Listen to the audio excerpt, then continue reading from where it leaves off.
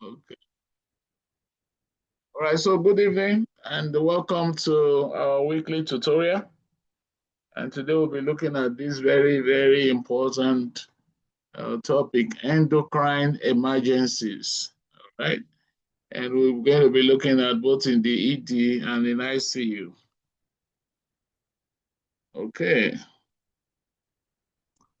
So we'll follow these learning outcomes. We'll define what endocrine emergencies are and identify their different types. We'll recognize their clinical presentations, understand the pathophysiology, initiate appropriate investigation for diagnosis, and at the end we should be able to formulate a prompt and evidence-based management plan and anticipate complications and apply preventive strategies.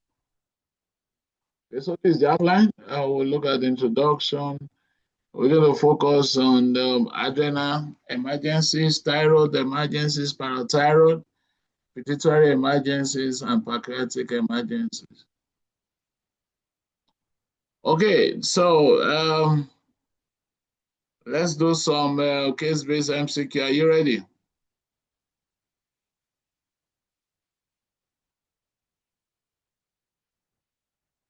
Okay, are you ready? Yes, Prof. Okay, so number one, quickly, we have a long way to go, so quickly.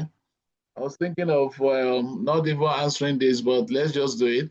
A 56-year-old woman with history of autoimmune Addison's disease presents with nausea, vomiting, abdominal pain, confusion, and hypotension. She has recently had an episode of gastroenteritis and thus missed her steroid dose. She's hypotensive and confused. The sodium is 126, potassium 5.8, glucose is 60. So which of the following is the best step in managing this patient? Quickly.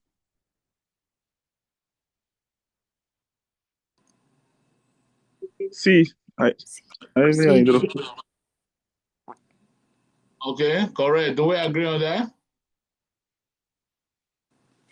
Yes. So what do you think? What's his diagnosis? What do you think this woman has?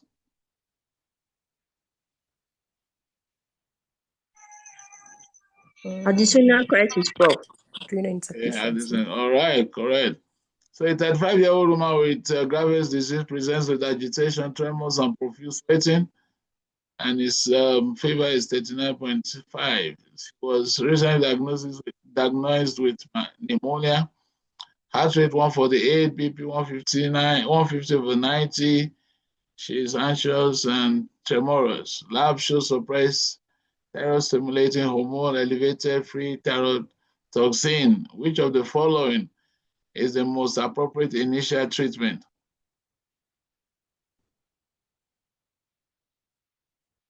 What is the most appropriate initial treatment?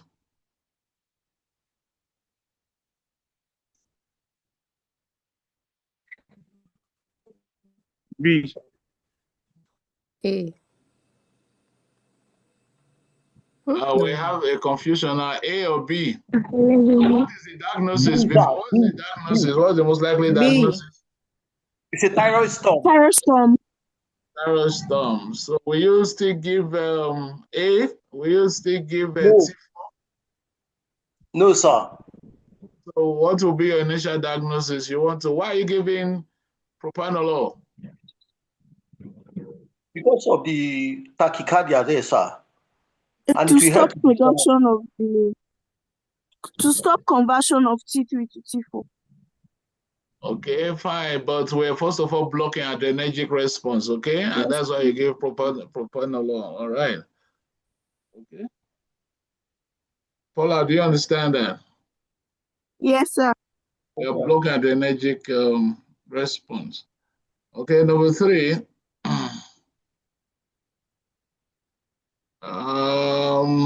An 82-year-old woman is brought to the emergency department during winter. After being found unconscious at home, she has a history of hypothyroidism and poor medication compliance. Temperature 34 degrees Celsius, heart rate is 42, BP 90/60. So she's hypothermic and lethargic. ECG shows sinus bradycardia. Sodium is 122, glucose is 65. TSH is markedly elevated with low free T4. So what is the most appropriate management? Number one, what is the likely diagnosis and what is the most appropriate treatment here? Myxedema coma, sir. Myxedema coma, correct. So what will be your management? What will you give? After administer IV level thyroxine and IV hydrocortisone. Okay, correct. Number 4, a 65-year-old man presents with nausea, vomiting, confusion, and polyuria. He has a history of squamous cell lung carcinoma. The labs reveal serum calcium of 16.5 milligram per dl, creatinine of 2.1 milligram per dl, and ECG shows shortened QT interval. What is the diagnosis and what is the first-line treatment in this patient? What? Yes? Yeah, a blessing. The killer, you didn't carry it. It's out there. Please, can we mute our mic? What is the diagnosis? I was just by the door. Maybe this is a men type. Sorry, please, if you want to talk, unmute yourself. I just muted everybody because of that interference. So what is the diagnosis and what is the first-line treatment in this patient? Hypercalcemia, sir. Hypercalcemia. What in this history gives away the hypercalcemia? Polyuria. Polyuria. Polyuria, correct. The history of squamous cell lung carcinoma. Okay. With paraneoplastic syndrome, I think so. Okay. And the lab result? And the lab result showed hypercalcemia, 16.5 milligram per day. Okay. So what will be your first-line treatment for this patient? I would opt for IV bisphosphonator. No. What is your first line? Yes, you. Hydration, sir. Sorry? Normal saline hydration. Yes, B. Normal saline hydration. B. Okay, Monday, do you understand that? That's your first line treatment, okay? Yes, sir. Thank you, sir. Okay, let's see. Do I still have more? Oh, I still have more. A 47-year-old man with no significant past medical history presents with sudden severe headache, vomiting, and visual disturbances. Is drowsy and hypotensive. CT brain shows hemorrhagic lesion in the cellular region. Lab sodium 130, glucose 55, cortisol is low. What is the diagnosis and what is the most appropriate management for this patient? A likely pituitary tumor, sir. Pituitary tumor. No. Okay. So, any other person?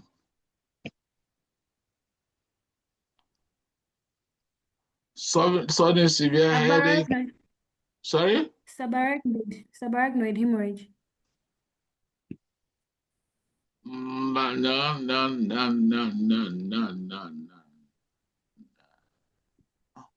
Good evening, Prof. These are different. Yes, go ahead. So this patient with hyponatremia and looking at his osmolality, the serum osmolality and urine osmolality, possibly a syndrome of inappropriate ADH secretion, giving the hyponatremia, and then giving the high urinary osmolality. No. What's happening? This patient bled into the cellular regions. What is the organ there? What is the endocrine organ there? Hypopituitary. Sorry? Pituitary tumor, sir. Pituitary tumor. So what can happen with bleeding? With bleeding to the pituitary tumor? There are two things happening here. The HPA axis, but there's a bleeding into the cellular region where the pituitary gland is. So this is pituitary apoplasia with adrenal insufficiency. All right, hyperpituitarism with apoplasia, all right, and adrenal insufficiency. Okay, that is why the sodium is low, the glucose is low, and the cortisol is low. Do we understand that? Do you follow me? Yes, sir. sir. Yes. So what will be your immediate management for this patient?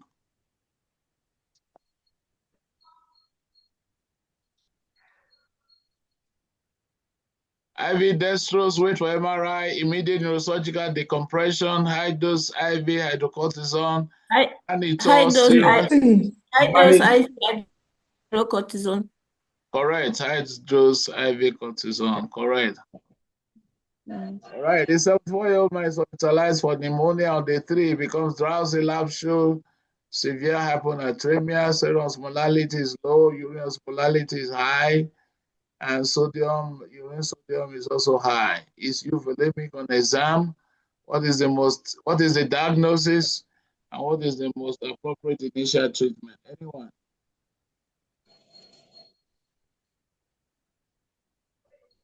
Sylvia, oh, I hope I got that name. This is your question now, Sylvia. Tisvia, I hope I got that. Hi, Prof. My sincere apologies. I was actually looking at that one. My screen was zoomed onto that one when I was answering. My apologies. Okay, so this one is your Yeah. question now, so you can answer now. Yes, so looking at the labs, the sodium, which was 118, is low, so it's a hyponatremia. And then if we just look at the causes of hyponatremia, so either syndrome of inappropriate ADH secretion or a cerebral salt wasting syndrome, which can cause that. However, with his urinary osmolality, which is significantly greater than his serum osmolality, then syndrome of inappropriate ADH secretion becomes more likely. And as well, he is euvolemic on examination. Beautiful, beautiful. So what will you do? What will be your appropriate initial management? So presuming that it's a central cause, then most likely a vasopressin injection, I think would be, if it's a central cause of the syndrome of inappropriate ADH secretion. You'll give what? Sorry. This patient has Fluid syndrome of restriction. inappropriate. Will you still give vasopressin? Initiate fluid restriction. Sorry, Prof. Yes, initiate fluid restriction. Okay. Do we follow? Sorry. Is everybody following? No, Yes. sir. Yes, Prof. Yes, Professor. Somebody said no. We need to carry everybody along. Somebody said no. Sorry, sir. I don't know. While we're restricting fluid in the patient, sir. ADH, inappropriate ADH antidiuretic. So this patient is having inappropriately high ADH secretion. So there's fluid retention. Okay? And that is why we have the hyponatremia. All right? And the serum osmolality. Urine osmolality is high. So this patient is retaining excess fluid. All right, and if you look at the urine osmolality, so all the sodium is going out. So you need to restrict fluid in this patient to at least less than 1 liter per day. All right. You don't want to start hypertonic saline right now, okay? You want to calculate the sodium deficit before you do that. But the question is, what is the most appropriate initial management? All right, Lucy, does that make sense? Yeah. Yes, sir. Okay. Thank you, sir. A 60-year-old woman with metastatic breast cancer presents polyuria, making urine of more than 5 liters per day and intense test. Serum sodium is 152, plasma osmolality is 305, and urine osmolality is 90. After desmopressin, Our urine osmolality rises to 400 milliosmol. Okay, so what is the most likely diagnosis here? C. C. Okay, justify your answer. So looking at the plasma osmolality, it's high. The serum sodium is also high. Urine osmolality is low. So this is suggestive of diabetes insipidus. The fact that he responded after giving the desmopressin justifies that it's central. Beautiful. What is Diabetes insipidus. desmopressin? Sorry? What is desmopressin? So it's a hormone produced by the posterior pituitary that works in the kidneys. Is it a hormone produced or is an analog of the hormone that is produced? Oh yeah, it is the analog of the it's an analog of the hormone that is produced. So what is that hormone? Vasopressin, ADH. Antidiuretic hormone, ADH. Also known as? Also known as vasopressin. Correct. All right. So what gave this question away is the desmopressin test, isn't it? That's what gave the diagnosis away. Okay. If you had not responded to desmopressin, all right, the answer would have been A, isn't it? So it's important that we understand that. Okay. So the response to desmopressin shows that there's lack of ADH from the posterior pituitary. Do we understand, everybody? Yes, sir. Yes. Okay. Monday, you wanted to say something? Yes, sir. I wanted to make a contribution that the ADH is actually stored in the posterior pituitary. It's not produced there. Yeah, it's produced by the hypothalamus, correct. All right. Which is the other hormone that is produced by the hypothalamus stored in the posterior pituitary? Oxytocin. Oxytocin. All right, good guys. So there's no need to actually give this lecture. All of you are very smart. All right. So let's just answer the questions. A 55-year-old woman underwent total thyroidectomy 48 hours ago. She now complains of perioral numbness and hand cramps. The Chifo's tech and trouser signs are positive. Number one, what is the diagnosis? Number two, what is the best initial treatment? She's hypocalcemic. IV calcium is the best. Iatrogenic hypocalcemia. So hypocalcemia is not the hypocalcemia with what? With tetany, hypocalcemia with tetany. All right, hypocalcemia with tetany. Why is that important? Those two signs, isn't it? Yes, sir. Those two signs may give it away. So it's not just hypocalcemia, but it's hypocalcemia with tetany. Correct. In 29-year-old woman with type 1 DM presents with vomiting, abdominal pain, and rapid breathing. Heart rate is 120, respiratory 30, blood pressure is 95/60, glucose is 480, pH is 7.08, bicarbonate is 10, and it has a positive serum ketones. What is your diagnosis and what is the most important first step in the management of this patient?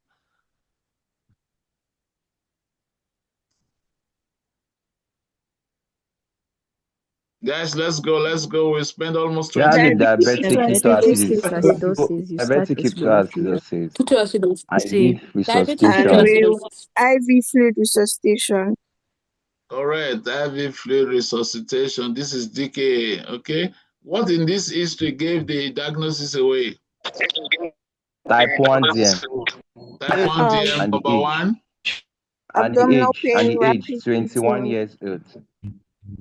And the glucose level of 480. Beautiful. And ketone. The ketone in the urine. As well as the pH. All right, correct. You guys are awake today. Good. The last question. A 70-year-old man with poly. Can we mute this mic, please? Who is disturbing us like this? When you are not talking, mute your mic, please, so that we can enjoy the session. If you want to talk, unmute. If you are not talking, please mute so that we can enjoy the session. Okay. Amen.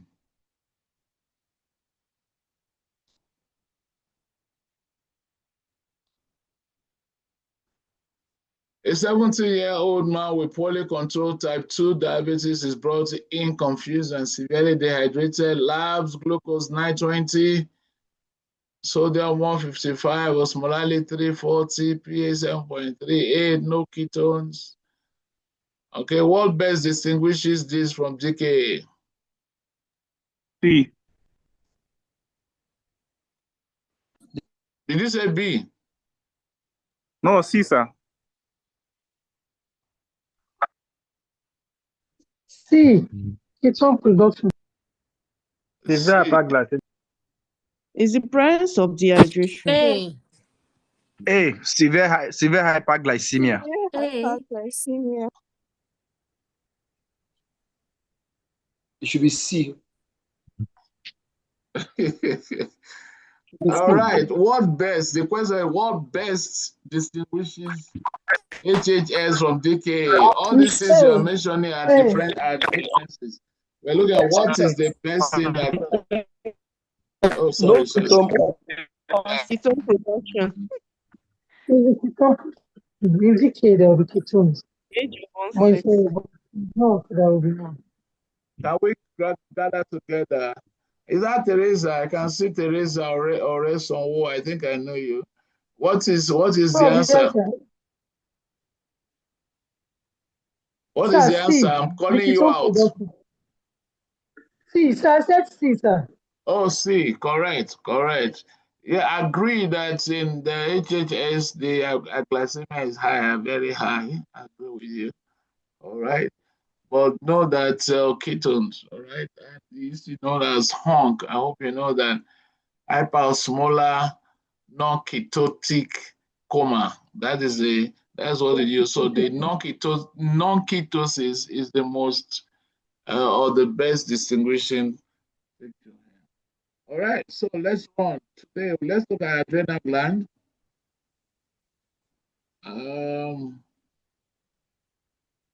Okay, so this is the adrenal gland. We know it's located above the kidney, adrenal, all right? It produces hormones that regulate metabolism, blood pressure, electrolyte balance, and stress response. It has two distinct regions, the cortex and the medulla.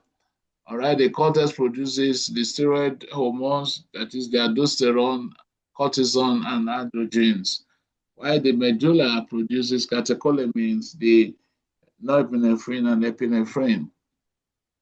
So look at this question. There's slightly question. A 52-year-old man is brought to the ED with confusion, vomiting, severe abdominal pain, and weakness. She appears dehydrated, hypotensive, and tachycardic. She has a history of Addison's disease and has been taking hydrocortisone replacement therapy. Her family reports she had gastritis for 2 days and was unable to take her medications. So clinical findings include glucose hypo 50, sodium 124, potassium 6.2, and low cortisol level with high adrenocorticotropic hormone levels. So what is the most likely diagnosis and how will you approach this patient? All right, this is what we're going to be looking at. So Addison's crisis, all right, is a life-threatening condition which is due to the inadequacy of the adrenal gland to produce its hormones, the glucocorticoids and the mineralocorticoids, okay? That's the aldosterone. So it can be classified into primary, secondary, and tertiary forms. The primary adrenal insufficiency, also known as Addison's disease, is due to adrenal dysfunction, while the secondary adrenal insufficiency can result from the hypothalamic pituitary axis dysfunction. Okay, so what are the risk factors for adrenal crisis? The 4S, remember sepsis, major surgeries, which actually those involving the adrenal glands and surrounding tissues. All right, severe coagulopathy, PIC or patients on anticoagulants, which can precipitate adrenal hemorrhage. All forms of shock can actually precipitate adrenal crisis. And I hope you know that for patients with septic shock on noradrenaline vasopressor, high doses of vasopressor, we need to give steroids, all right, because of associated adrenal insufficiency or adrenal crisis. All right, so how do you recognize adrenal crisis in your patient? Just remember the patient will be hypotensive, all right? This is due to inadequate cortisol production. Patient will be hyponatremic. This is resulting from impaired sodium reabsorption in the kidney. Patient will be hyperkalemic due to insufficient aldosterone production and hypoglycemia due to the cortisol deficiency. All right, so how do you do this? You want to do the serum cortisol, a morning cortisol level less than 3 microgram per dl is highly suggestive of adrenal insufficiency. And you want to do your ACTH stimulation test, all right? And this measures the adrenal response. A cortisol release of less than 18 microgram per dl about 1 minute. I mean, 1 hour 30 to 60 minutes post ACTH indicates adrenal insufficiency. All right, a plasma high level of ACTH, all right, excuse me, plasma ACTH levels which may be elevated in primary adrenal insufficiency, all right. These are some of the diagnostic criteria for adrenal crisis. So what do you do? How do you manage? Initially, we said that it's a life-threatening emergency is one of the common endocrine emergencies. So you want to quickly institute life-saving measures. The 5S start with salt, okay? IV fluid, normal saline to correct hypovolemia. Sugar, you want to give dextrose, okay, for hypoglycemia. Steroids, all right, hydrocortisone, all right, initially 100 milligrams start, then you do 50 milligrams every 6 hours, all right, or sometimes I do 100 milligrams every 8 hours.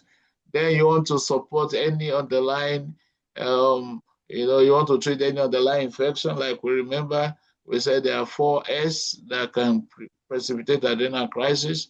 So search for the underlying cause, all right, so that you can treat it. Okay, so that's adrenal crisis. Let's go to thyroid gland. Thyroid gland is the largest endocrine gland in the body, which is responsible for regulating metabolism, growth, and development. All right, it has two lobes, as you can see, the right and the left, and is connected by the isthmus. All right, this thyroid gland produces very important hormones, the T3 and T4, and calcitonin. The importance of calcitonin is that it helps to lower calcium levels by inhibiting osteoclast activity in the bone.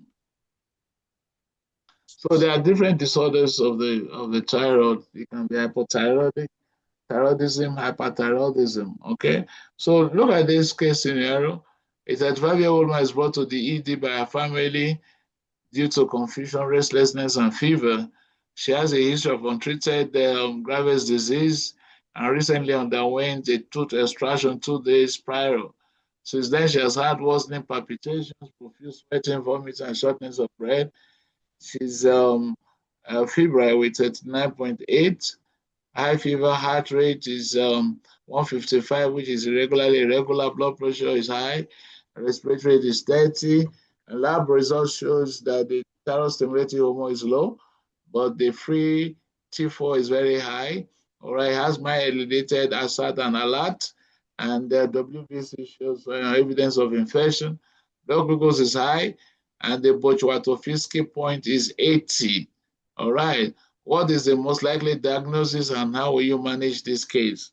Okay, this is a clinical scenario that you will get from me if I'm involved in certain questions for you. Okay, so let's look at thyroid storm. That patient obviously has thyroid storm. Okay, and the Bochwatowski point scale is more than 70, so the likelihood of thyroid storm is very high in this patient. The thyroid storm is a severe life-threatening exacerbation of thyroid toxicosis. all right, toxic goiter, and it's a medical emergency with high mortality rate if it's untreated. Okay, most of our patients that come to ICU are either septic or patients that have undergone recent surgery, like the case scenario we saw. The patient had underwent a tooth extraction previously. Childbirth and trauma can result to stress or skipped medications or non-compliance. These are triggers for thyroid storm in a patient with toxic goiter. All right, so thyroid storm is the father of them all. So air fever due to hepatometabolic state, this patient we saw had the temperature of 39.8, which is very high. Atrial fibrillation, remember, he had the heart rate, tachycardia, which is irregular. All right. Tachycardia, tremors, marked tachycardia is a hallmark of thyroid storm, and patient may exhibit some fine tremors. Heart failure, all right, high output heart failure, all right, resulting from cardiogenic pulmonary edema and dyspnea. Patient may be exhausted with lethargy, all right, and you can have reduced the level of consciousness, which may range from agitation, delirium to coma. So the Waterfield point scale, all right, is a clinical tool that is used to assess the likelihood of thyroid storm, all right, in a patient who is thyrotoxic. All right, it was developed by these guys in 1993.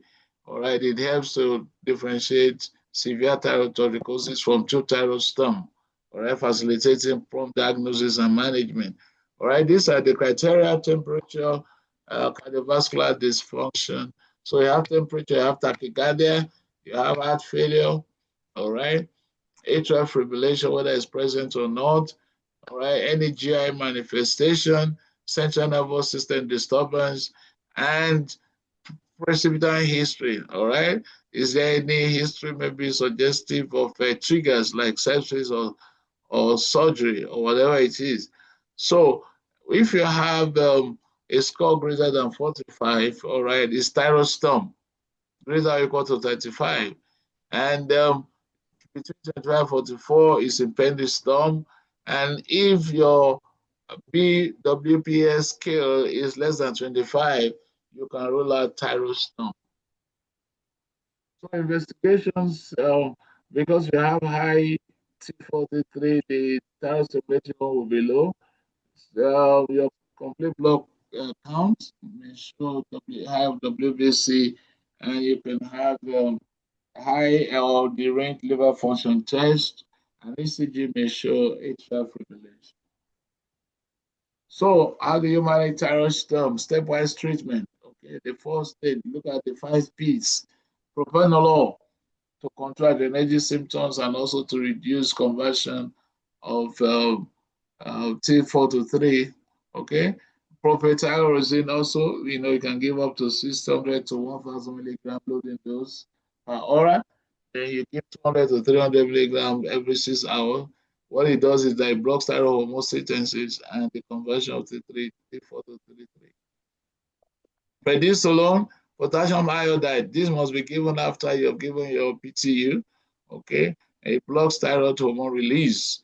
Paracetamol, all right, which is an antipyretic, and cooling helps to control hyperthermia. Supportive measures like IV fluids for dehydration, oxygen supplementation, all right? And you need to identify and treat the triggers. All right, if the patient is septic, you want to give antibiotics, and you want to monitor for arrhythmias, and you may need to even have rate control, especially for patients who may be hemodynamically unstable as a result of atrial fibrillation in the acute settings. All right, so am I too fast? Are we following me? Yes, Prof. Am I too fast? Or it's okay? It's okay, Prof. It's okay, we're following. Okay. Look at this clinical scenario. A 68-year-old woman is brought to the ED due to increasing drowsiness and difficult to wake up over the past 2 days. Has a positive history of hypothyroidism, but it's not been drug compliant. All right. Hasn't taken her drug for about 3 weeks. temperature is 33.5, heart rate is 45, blood pressure is 80/50, respiratory rate 8, GCS is 10/15. The TSH is very high, but the free T4, T3 are undetectable, very low.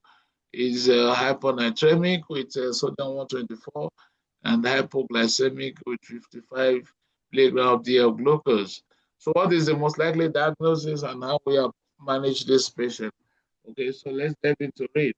This edema coma. Quickly, let me say this, all right?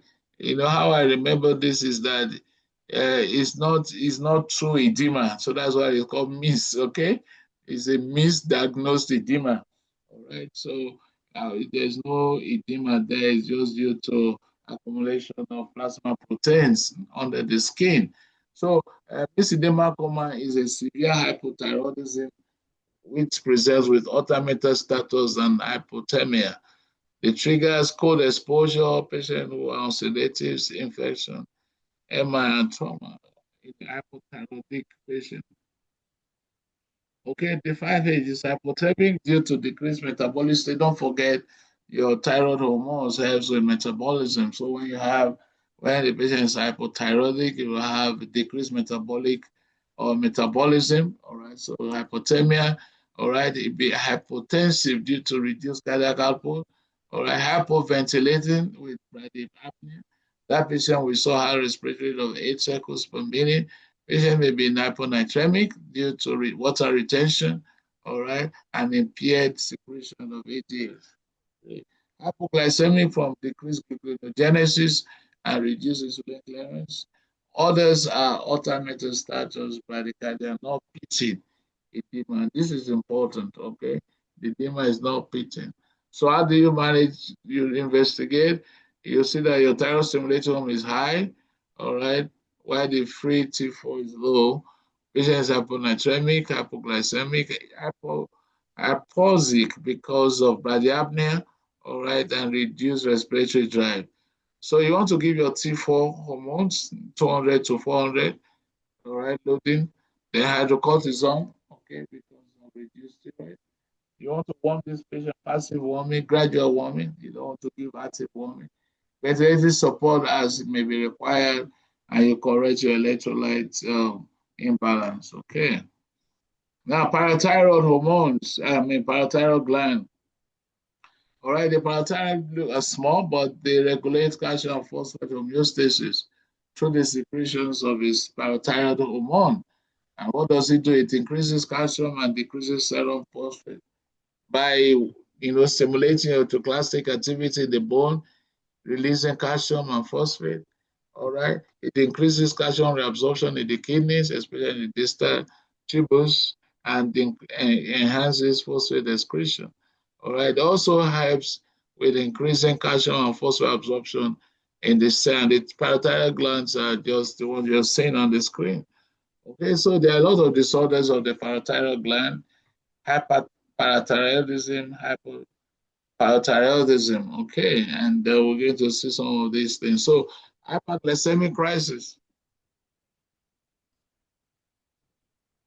Okay, so hyperglycemic crisis is a life-threatening emergency which is characterized by elevated serum calcium. That patient we saw the other time, the serum calcium was 16. Okay, with acute end organ dysfunction involving both kidneys, CNS, and cardiovascular system. All right, so what are the causes? Primary hyperparathyroidism, leading to increased serum calcium by increasing both the stochastic activity of the bone, increasing both renal and intestinal absorption of calcium. So it leads to increased serum calcium. You can have malignant associated hypercalcemia when you have tumors that are producing parathyroid hormone, multiple myeloma, bone metastasis. These are causes of hypercalcemic crisis. Vitamin D toxicity, those of you that use vitamin D, that's diuretics and patients who are immobile. So a lot of times, I wonder how many of us monitor our serum calcium routinely. Okay, the ABG results should give you calcium, and you should just Look at the calcium. It's very important. You know, sometimes it's been said that a patient who is confused and dehydrated, you must rule out hypercalcemia. Okay, so it's important that we take a look at our serum calcium anytime we do an ABG. All right. So, my slides not moving. Okay. So, pathophysiology, we've talked about this because of our time. So, what are the clinical features? Think about calcium. Patient may be confused and constipated, arrhythmias, all right, and acute kidney injury, lethargy, coma, increased urine output, polyuria, which may lead to dehydration. Patient may vomit, and you have muscle weakness and bone pain and fractures, okay? And this is important for us to just remember. Now you can go system by system on the left side of the screen when you look at CNS, confusion, lethargy, stupor, coma, all right, GIT, nausea, vomiting, constipation, and pancreatitis, all right, patient pancreatitis may actually come with hypercalcemia.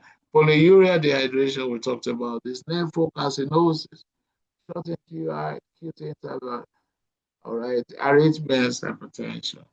So you want to look at the serum calcium, both the total and ionized, okay? The number is about less than 3. Your total and ionized calcium should be less than 3 millimole per liter, all right? And the free ionized calcium should be less than 2. So you want to do your parathyroid hormone. If it's high, it may be the reason why you're having hypercalcemia. Your ECG, you see shorted QT tower, and you want to do a renal function. All right, apology for that. There should be an arrow there. All right, to rule out any AKI for your patient. So how do you manage this? Okay, calcium, just follow calcium again. C, correct the cause. Then the first most important initial treatment is aggressive IV hydration, all right, volume replacement with 0.9% saline. Loop diuretics, okay, after rehydration. Note this, you give your loop diuretics only after you have rehydrated the patient, and it helps to increase urinary calcium excretion. Calcitonin provides rapid but short-term reduction in serum calcium. All right, it works within 4 to 6 hours. IVBs, phosphonates inhibit bone resorption, okay, and it's only start working between 24 to 72 hours.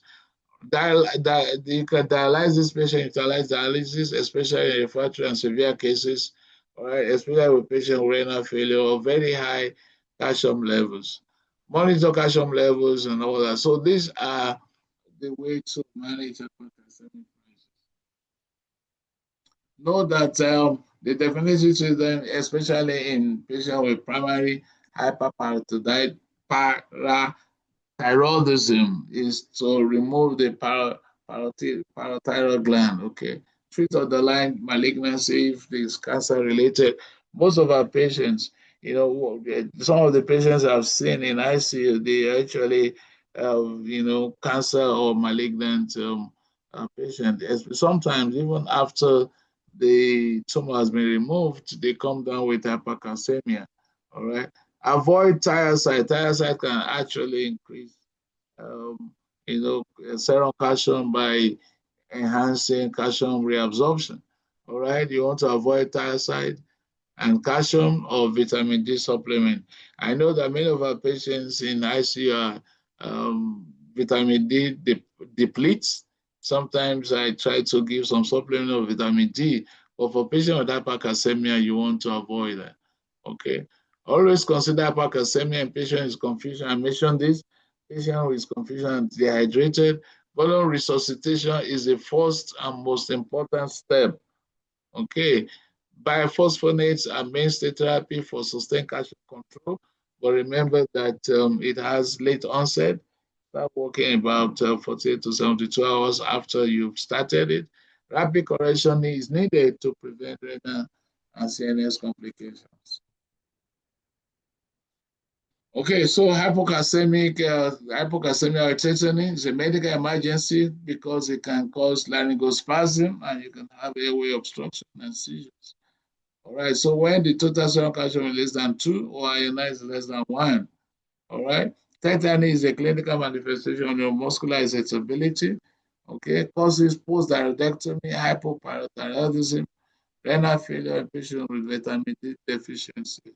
Okay, all right, clinical features: neuromuscular, perioral, numbness, tingling, carpopedal spasm, boson cramps, laryngospasms, and seizures.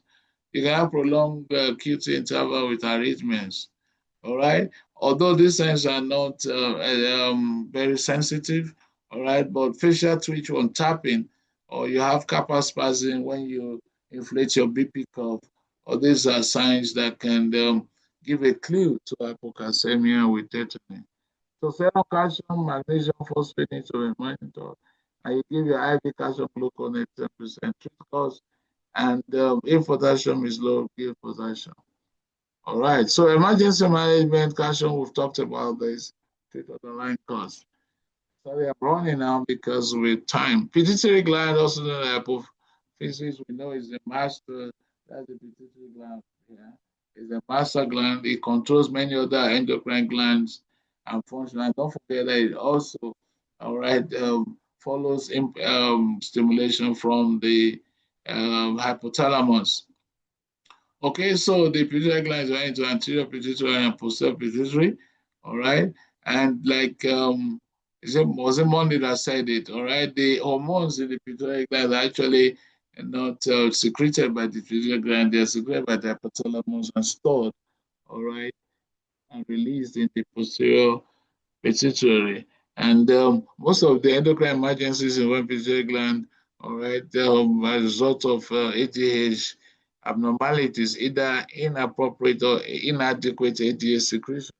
So you can have disorders of pituitary gland, hypopituitarism, hyperpituitarism, diabetics, insipidus, and the symptom of inappropriate ADH secretions.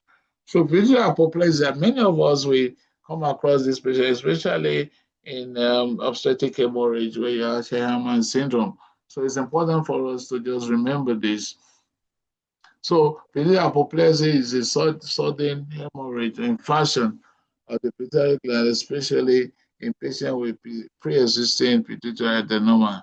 It is a neuroendocrine emergency which can lead to acute pituitarism, vision impairment, and life-threatening complications. So hemorrhage or ischemia causes rapid expansion of the pituitary gland, okay? And this leads to compression surrounding structures like the optic chiasm, giving you, all right, the vision impairment or cavernous sinus with, emergence features, sudden loss of pituitary function, which can lead to acute adrenal insufficiency and other hormonal deficits. Don't forget that we said the pituitary gland is a master endocrine gland. So when you have hypopituitarism with low pituitary stimulations, you can have adrenal insufficiency along the HPA axis. So pituitary hypoplasia clinical presentation has sudden severe headache, especially reach orbital behind the eye. You can have eye sense with classical bitemporal hemianopia. You can have ophthalmoplegia, especially involving the cranial nerve 3, 4, and 6. You can have alternative status, all right, drop in blood pressure due to adrenal insufficiency. Like we said, most of the times when a patient has pituitary insufficiency, you should look out for adrenal insufficiency. Symptoms of hormonal deficit may also come. So clinical suspicion is crucial in any patient with pituitary tumor or acute headache or visual changes. MRI is the gold standard because it will show you the hemorrhage or infarction of the pituitary gland. CT scan may show pituitary hemorrhage, but it's less sensitive. Hormonal assays will show all the low hormones that are controlled by the pituitary gland. So it's an emergency. You want to do initial stabilization and definitive management. You have to give cortisols, all right, to support the circulation, and especially when you have concomitant adrenal insufficiency. Urgent neurosurgical consultation is crucial, especially if you have visual loss or worsening ophthalmoplegia. All right. Endocrinology input for long-term hormone replacement and follow-up is important. Most of the time, prognosis is good if treated promptly. All right. So, a 42-year-old male patient is admitted to the ICU following emergency surgery for a ruptured anterior communicating aneurysm treated with clipping. On the second day post-op, the ICU noticed the patient is polyuric, making about 6 to 8 liters per day. And despite aggressive fluid displacement, he remains hypernatremic and hypotensive.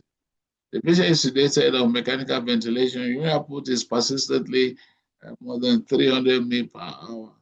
Most of it, okay, let me just reserve that. Laboratory results shows hypernatremia, serum osmolality is high, urine and sodium osmolality is low. Blood sugar and serum urea and creatinine are normal.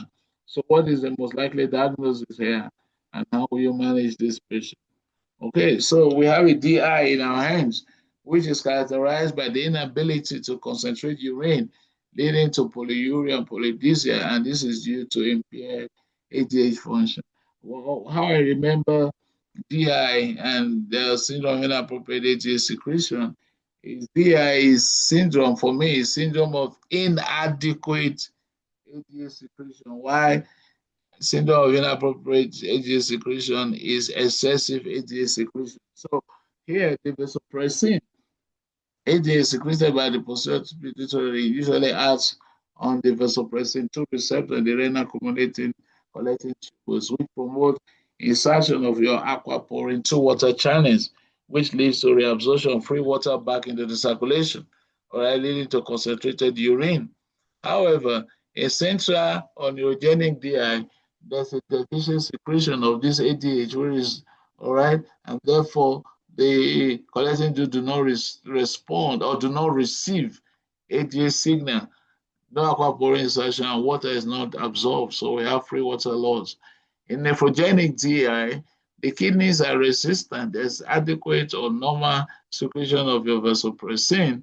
The vasopressin receptors or aquaporin are not functional, blocked. Therefore, you can have normal ADH, but your kidney is not responding, so you still have free water loss. All right. So central DI can be caused by deficient secretion of ADH. We mentioned that. And usually we see them in patients with head trauma, patients that had undergone neurosurgical intervention, patients with pituitary tumors, and sometimes patients with meningitis or encephalitis. It may also be idiopathic. Okay. And nephrogenic could be due to, like we said, resistance to ADH, renal resistance. It could be congenital acquired. Patient with lithium use hypercalcemia, hypokalemia, and chronic kidney disease. All right, this is just a picture. So how do you do DI? Just remember DI. Okay, DI is DI. D, dilute urine, leading to dehydration, signs of dehydration. All right, dry mouth, hypotension, tachycardia.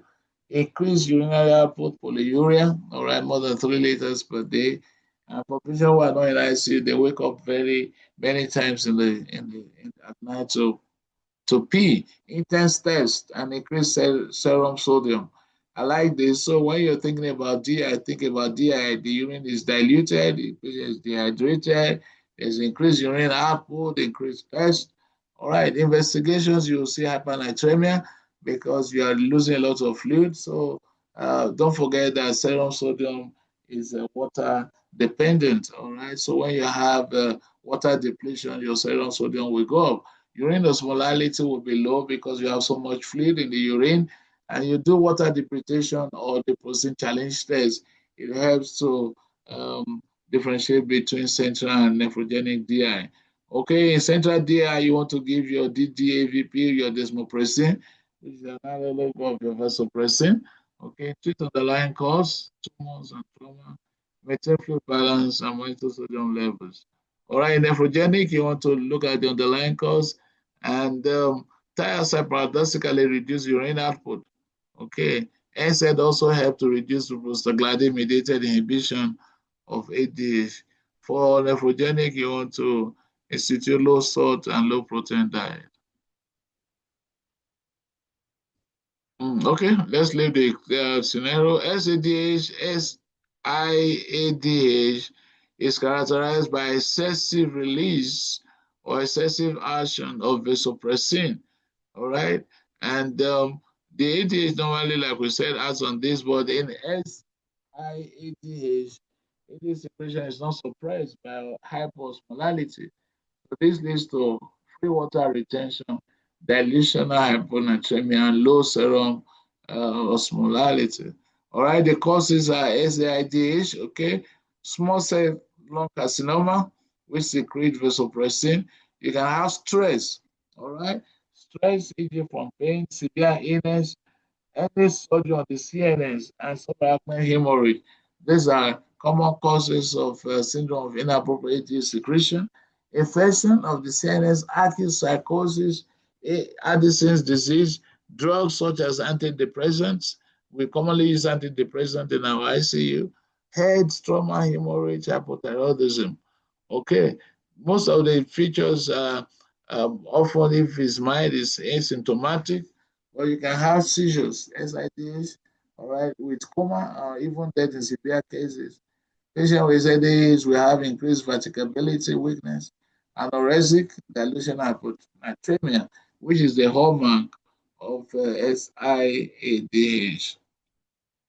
We have the Barton and Squares diagnostic criteria, all right?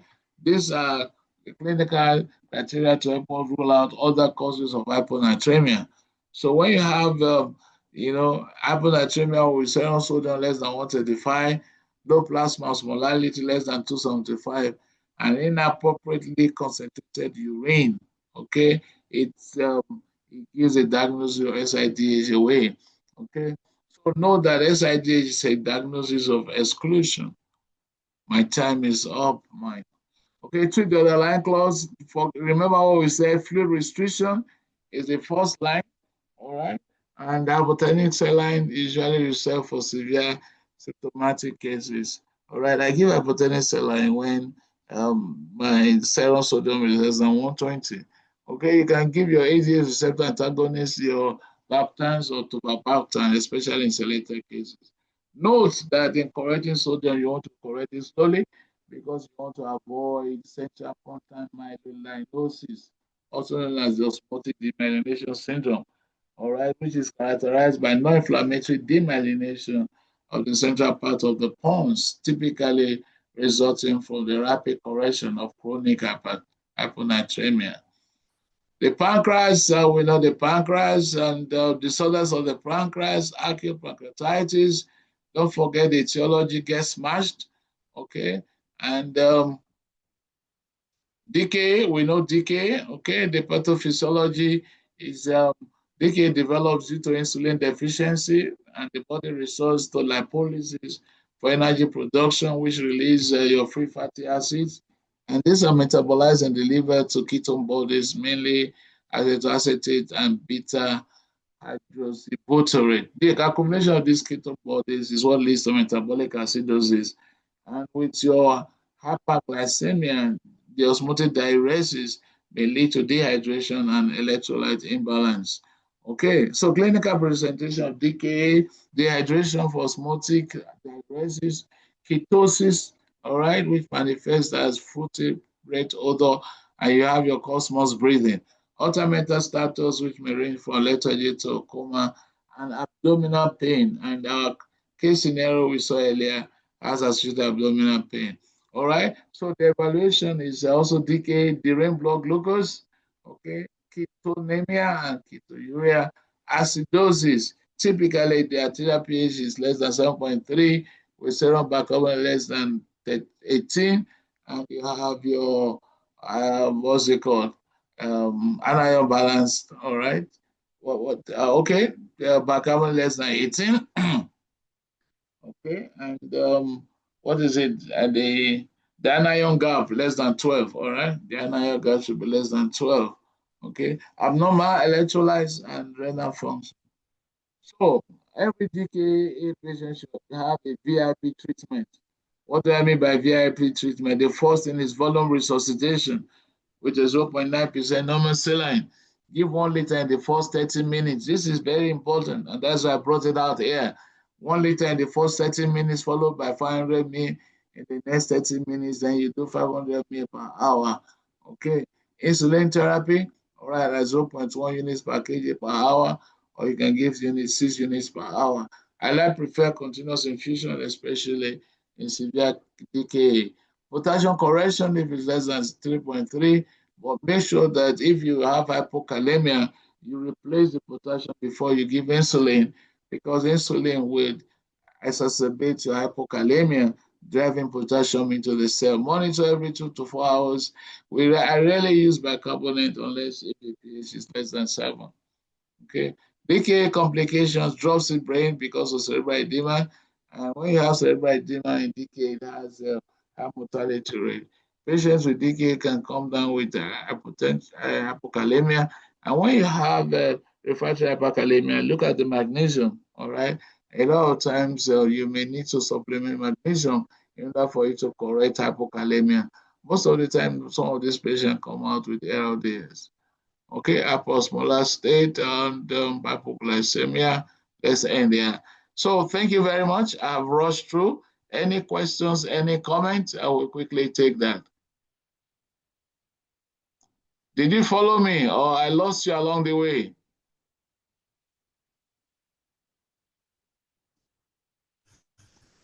We followed, Prof. I followed. Well, with you, Prof. Okay, so any questions, any comments?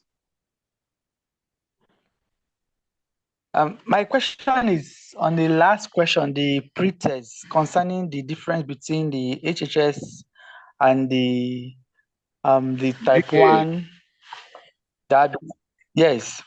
They said with the distinguishing feature, the option they chose, it doesn't sound correct to me. Or if we can go through it and see. We say the ketone production. I'm thinking, yes. Because the question says what differentiates the HHS. What best? In HHS, Look at the question. Say what best? there's no ketone production in the. Okay. So what is the answer? What do you think is the answer? I was thinking is the age of onset. No, it's not the age Because of onset. they are comparing HHS from DKA. Okay. No. Because in HHS, there's no ketone production. Yes. As against DKA that has ketone production. Yeah, that's what we're saying, that the no ketone. Okay, do you get the question? The answer is what distinguish, the question, what distinguish HHS from DKA? DKA, there's ketone. In HHS, there's no ketone. Okay, I get it now. It's clear. Okay, thank you. Thank you. I get it now. Any other question, any other query? Contributions? Sir, is there a standard definition for hypoglycemia as regards the value? All right. Sorry, guys. I'm seeing some comment. Thank you, sir. A very broad lecture, just too fast, sir. Sorry. People say fast indeed. You know why? Because I don't want to break the lectures into two. I remember the last one we had when we broke into two, very few people joined and all that. So I just felt, I'm also, I don't want to, I want it to be interactive. So that's why I'm doing a lot of case-based scenarios so that you will not just know the stuff. I want you to apply the stuff. I don't know what else I can do. I'm trying to give you good meal, so that you can have, once you go through my lectures and my slides, you don't need to read any other book. That is my idea. So sorry if I'm too fast, guys, okay? And I don't want to do more than 1 hour, okay? Do we understand? Am I forgiven? Yes. Yes, sir. Yes, sir. My question is that is there any Prof, standard definition of hypoglycemia as regards the value, sir? Sorry? The hypoglycemia, is there a standard definition as regards the value for hypoglycemia, sir? Yes, yes. It's let me show you the slide. All right. So anything less than 70, but it becomes clinically significant if it's less than 45. Okay. And but another thing is that any level of blood sugar that has CNS complications, all right, especially neuroglycopenic symptoms, is hypoglycemic. All right, is here. All right. So blood glucose less than 70, okay, or less than 54 becomes severe, or any glucose level that causes neuroglycopenic symptoms. And don't forget that the brain is an oblique glucose user. So for a patient who is diabetic, all right, with chronic hyperglycemia, you don't have to wait for the blood sugar to be less than 70, all right? And so any blood glucose level that causes neuroglycopenic symptoms like confusion, coma, is referred to as hypoglycemia, all right? Does that answer your Thank you, sir. question? Yeah. Yes, sir. Yes, sir. Thank you. Thank you, Professor, for the lecture, sir. Thank you. Hello, sir. Yes, sir. Please, sir, can shed more light on the SIADH and how thiazide and diuretics paradoxically control the polyuria also. I didn't really get that place. SIDH? Yes, sir. All right, let's see. You mentioned paradoxically controls it. So I was trying to understand it. Let me see. Okay. Where did I say that? I remember I said that. Yeah, thiazide diuretics. All right, you know they work at the convoluted tubules. Okay. I'm trying to see where I said that so that I can relate it contextually. Yes, sir. Where is it?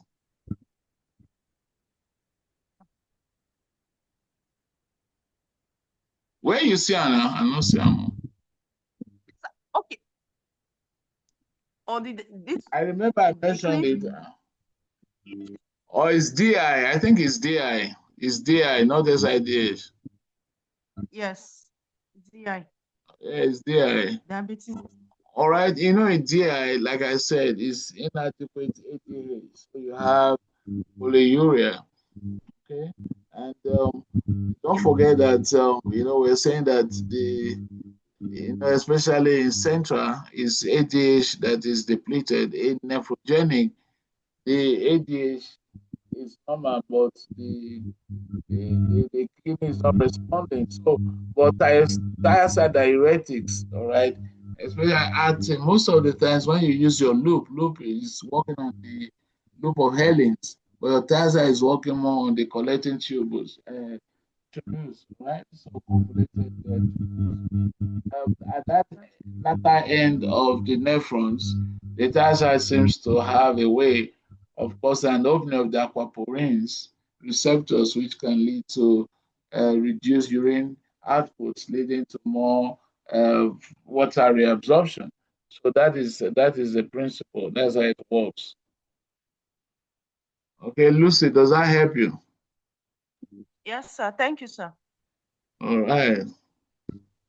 Hoping it will be uploaded today on your YouTube channel. Quite comprehensive and compact, very easy to follow through the slides. Thank you. All right, I think we're done. Any other question, any comments? Let's appreciate our trainers. Anybody, any consultant here? Amphosinia is a consultant now. Amphosinia from Malawi. Is that you?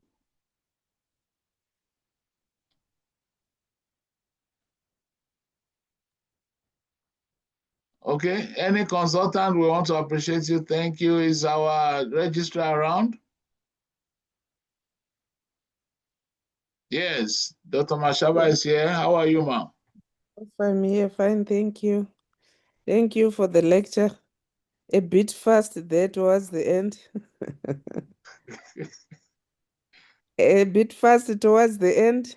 And I just wanted to add that when you are setting exam questions, if you are asked to set exam questions, if you can probably add the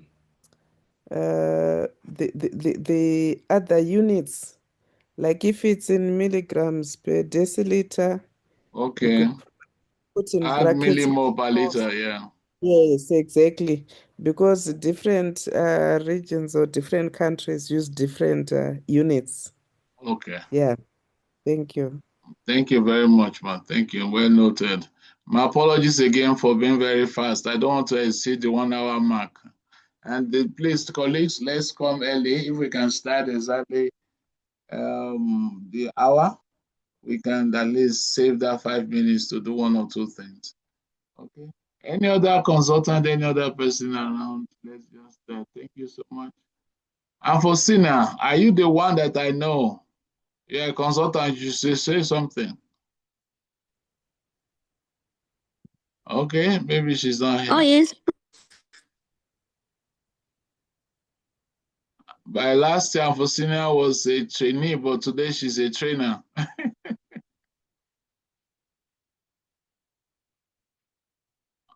All right, say something, Anfosina. Oh, she's gone. Okay, thank you very much, and have a very good evening. And somebody said with this uploaded on the YouTube, obviously it will be. So you can visit the YouTube channel. And colleagues, just don't just read. Engage with the channel, all right? Make comments, like, and share, all right? So have a good evening, everyone, and a happy weekend. Bye. Bye, sir. Thank you, sir. Bye. Thank you, Prof. Thank you, Prof. Thank you. Good night, sir. Thank you. No problem. Thank you.